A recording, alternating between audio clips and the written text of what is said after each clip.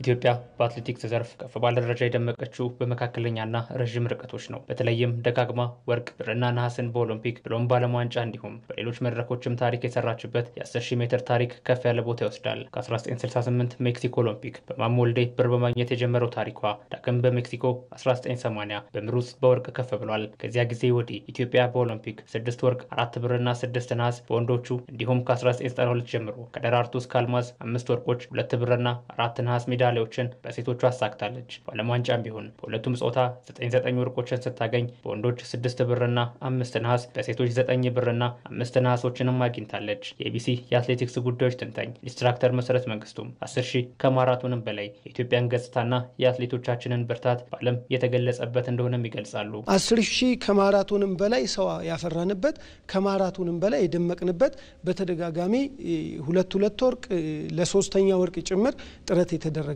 ስለሆነ ይህን ያህል ኢትዮጵያ ዶሚኔት አድርጋ መምጣት ከቻለች ለምንድን ነው እንደውም ያልተዘከረው የሚል ሁሉ የሚቆጭበት ሁኔታ አለ። ለኔ ኦልሞስት የኛ ብቻ እስኪመስል ድረስ ከ1980ዎቹ ጀምሮ ኦልሞስት እስከ 2020 ድረስ ኦልሞስት የበላይነቱ ገዝፎ እንዲታይና እንዲዘገብ ሆኗል። ታዲያ ኢትዮጵያን ብቻ ሳይሆን አህጉር አፍሪካንም በተለይም የምስራቁን ክፍል በውጤት ያደመቀው ይህ ርቀት አስቀድሞ ከዳይመንድ ሊግ አሁን ደግሞ ከሌሎችም ዓለም አቀፍ የውድድር መድረኮች እየጠፋ ነው። ይህም ለኢትዮጵያ አትሌቲክስና ለኢትዮጵያን አትሌቶችም ስጋት ሆኗል። የኛ የሚለውን ነገር ላው ላይ አተኩረን አለመስራታችንና በሚገባው ደረጃ አለመንከባከባችን ዋናው ችግር ነው ብዬ ነው የማስበው።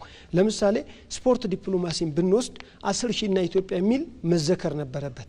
ረጅም ርቀትና ኢትዮጵያ መዘከር ነበረበት። በተደጋጋሚ ደግሞ ከ5 እስከ 6 የማይበልጡ ሰዎች ለዘመናት መልሰው ሲያሸንፉ የነዛ ሰዎች መሸነፍ ዜና ይሆናል እንጂ ማሸነፋቸው ብርቅ የማይሆንበት ሁኔታ ይፈጠርና ምን ዝም ብለን ለሱ ብቻ የሚሸልም ከሆነ የሚል አይነት አንድምታ እየፈጠረ አሰልቺነቱ እየበለጠ ለዚህ እንግዲህ አሁን ላንጃበበብን ጥቁር ጥላ ዳርጎታል። አንድ ፋክተር ይሆናል ብዬ አስባለሁ።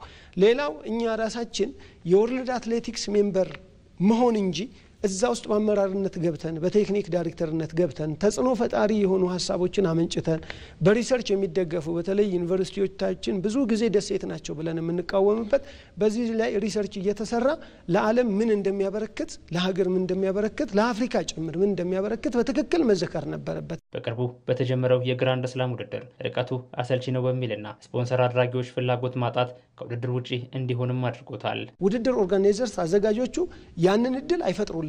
ያ ማለት ምን ማለት ነው? በምን ቀዳዳ ነው እኛ ይሄንን ጉዳይ ልንደፍን የሚገባን የሚል ትኩረት ሰጥቶ የመስራት ጉዳይ እኛ ሀገር አለመኖሩ ነው። ብዙ ጊዜ እንደ ፌዴሬሽንም ይሁን እንደ ኦሎምፒክ ኮሚቴ ይሁን እንደ ስፖርት ሚኒስቴር መስሪያ ቤትም ይሁን የሚመጣው ሜዳሊያ ከመቁጠር በስተቀር ነገ የሚመጡትን ብሎ ፎርካስት ማድረግና ተንቢዮ ለራስ አማራጭ የሆኑ ነገሮችን ማስቀመጥ ብዙ ጊዜ ያልተለመደም እዚህ ሀገር ላይ ያለመተንተንና ነገሮችን ያለማየት ችግር ነው ይሄንን ፈጥሯል ብዬ የማስበው። ይህ ሀገርን በብዙ መልክ የገለጸና በውጤት ያሸበረቅንበት ርቀት በቀጣይ እንዲቀጥልና አትሌቶችም ለውድድሩ ያላቸው ፍላጎት ከፍ እንዲል ከተፈለገ ስፖርቱ በሁሉም ዘርፍ ለውጦችን እንደሚፈልግም ነው ኢንስትራክተር መሰረት መንግስቱ የጠቆሙት። የሚመራው አካል ስፖርትን እመራለሁ ካለ እንዴት ነው መምራት ያለብኝ የሚለውን ዓለምን ተጽዕኖና ፎርካስት ማድረግ በሚቻልበት ደረጃ ስትራቴጂክ በሆነ ወይ ከግምት ውስጥ ከቶ ሶሉሽን እየሰጠ መሄድ አለበት ብዬ አስባለሁ።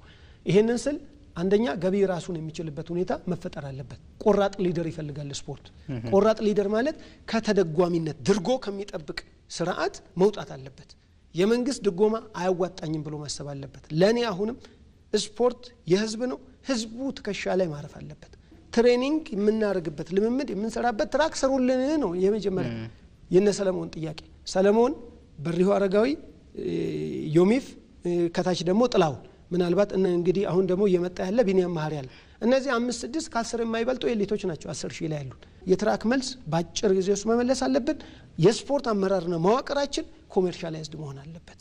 ከምሩጽና ኃይሌ እስከ ቀነኒሳና ሰለሞን፣ ከደራርቱና ጌጤ እስከ ብርሃኔ፣ ከጥሩነሽ እስከ አልማዝ፣ ከለተሰንበት እስከ ጉዳፍ ኢትዮጵያን በወርቅ ስም በዓለም አደባባይ ላይ ያጻፏትን ሰዎች ያገኘችበት ርቀት ደብዛው እንዳይጠፋ ትልቅ የቤት ስራን ከመስጠት ባለፈም ቁጭትንም እየጫረ ነው።